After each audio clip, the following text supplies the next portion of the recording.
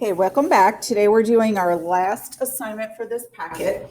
It's assignment 29. We're solving word problems again. We're still using the same type of formula, but this time they're giving us a percent. So we'll get to that in a few minutes, but we have to review percents. We haven't really talked about that at all this year, but they are important in our normal life. So if you look at exercise number 1, you buy a shirt at Kohl's and it costs $22.50. Including 8% tax, how much does the shirt actually cost? So what we have to do first is take this 8% and put it into usable form. Right there, it's just a name, it's 8%. But in order to make this usable, we have to take the number 8. There's an invisible decimal point there. We have to move it 2 places to the left. Okay, so you take your number, move the decimal 2 places to the left, and now we can use that. So we have our shirt that's $22.50. To figure out what the tax is, you multiply your shirt by the tax, 0.08. And when you put that in your calculator, you get $1.80. So when you go to pay, you're not just paying $22.50, you're paying that plus $1.80. So we're going to do $22.50 plus $1.80. So it comes to 25. Wait, I didn't add that right. That's what happens when you don't really pay attention. It's $24.30. Now, if you are buying something, you can actually figure out what the tax will be pretty quickly on your cell phone. And we're going to use the shortcut way. So what you have is $22.50, and we're going to multiply it. We've still got our tax, 0.08, okay? But we can account for this part right here. We're going to do 1 plus 0.08. And you all have calculators on your cell phone, so you can actually type that in. 2250, and I'll do this on Desmos. So hopefully you can see this, 22.50, and where's my parentheses? 1 plus 0.08, and we should get the same amount, $24.30. Remember, when you're using money, you use 2 decimal places because those decimal places are the change. Okay, there's the old way. We're going to use mostly the shortcut way. So we're still at Kohl's for exercise 2. The shirt costs $22.50. This problem, it's on sale for 15% off. That means we're subtracting the 15%. So we're going to take our decimal, move it 2 places to the right. So the number we're going to use is 0.15. So now the long way, we're going to do 2250. We're going to multiply that number by 0.15. We get 3.375. I just put that in my calculator. Now, because it's less money, you have to subtract 3.375, basically $3.38. And we get 19.125. So a little over $19 it would cost. They would probably round up, so you owe $19.13. Now the shortcut way, we have our shirt, $22.50. Instead of adding the 15 cents, we're going to do 1, oops, it said we're not going to add, 1 minus 0.15. Now I'm going to put that in my calculator. So I have 22.50 parentheses 1 minus 0.15. And I get 19.125. Same thing that I got over here. Okay. From now on, we're going to use the shortcut way. So here's our rules for percent growth and percent decay. Growth is increasing, decay is decreasing. If an amount increases by a certain percent, so if it's increasing, add it to 100, add it to 1. If it's decreasing, subtract it from 1. Okay, this looks like a lot of words, but I'm going to kind of paraphrase. You have $250 in the bank. We don't even care about that. You have money in the bank. Let me highlight. If the amount you have was the same, what percent of your original money do you have? If you have something and it doesn't change, you are left with 100% of what you've got. 100%. Now in the next problem, let's do a different color for fun. Let's do blue. You've got $250 in the bank. Who cares? The amount you have in the bank increases by 4%. So what percent of your original money do you have? You have your 100%. Plus you got 4%. Now let's make this usable. 100, we got to move our decimal place 2 spots to the left. 1 plus, move it over, 0.04.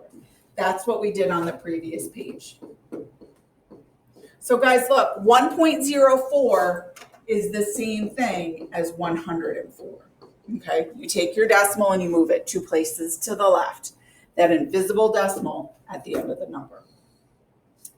Now for this last one, we're doing almost the same thing. I'll do green. We still got money. Now this time it decreases by 4%. So if we started with our original and we subtracted 4%, 100 minus 4 is 96%. If we put this in usable form, we have 1 minus 0.04 and you get 0.96. Okay, that's just a way for hopefully you to take real life math and put it into algebra. Now for this next section, we're going to start using the formula. I think the formula I put on the next page, but we'll just use it now. So remember, the one we used yesterday was our starting rate or our starting number times the multiply rate to the x. Today, we're changing it a little bit. Because of the percent, we have to change this parentheses. So our formula is still going to be the starting number.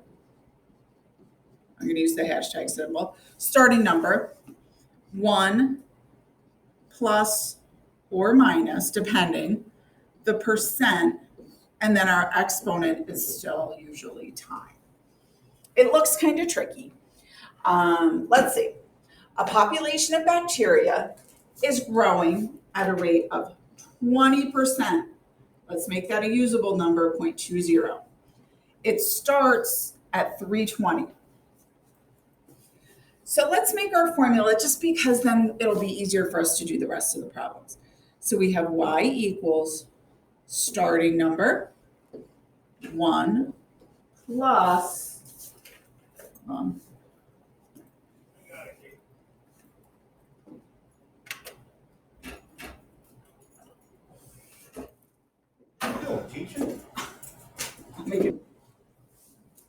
okay, sorry about that. It came in to clean the room. So we have our starting number is 320, and then 1 plus our percent number, 0.20. And remember, our exponent is time. We don't know what that is yet. Look at letter A. What is the population 1 hour later? So you just put a 1 there. So now I'm going to take that into Desmos. Hopefully you can see this. Let's clear this all out. So 320 parentheses 1 plus 0.20. And to do an exponent, see up here it says a to the b. That gives you an exponent. If you're using a keyboard, you can also hit Shift-6. I'm not. I'm using the smartboard, so I have to use that. And we get 384. Okay, that's part A. Now part B says, get rid of this, get rid of this. What's the population 12 hours later? So the formula is almost the same. 1. Now you could say 1 plus 0.20 or just 1.20. Instead of a 1, we're going to put a 12 up here. So when I type this in the calculator, 320. Now I could do 1 plus 0.20, or I can type 1.20. Means the same thing. Exponent 12. That's a big number, 2,853. Let's just round to whole numbers because we're talking about population. 2,853 bacteria.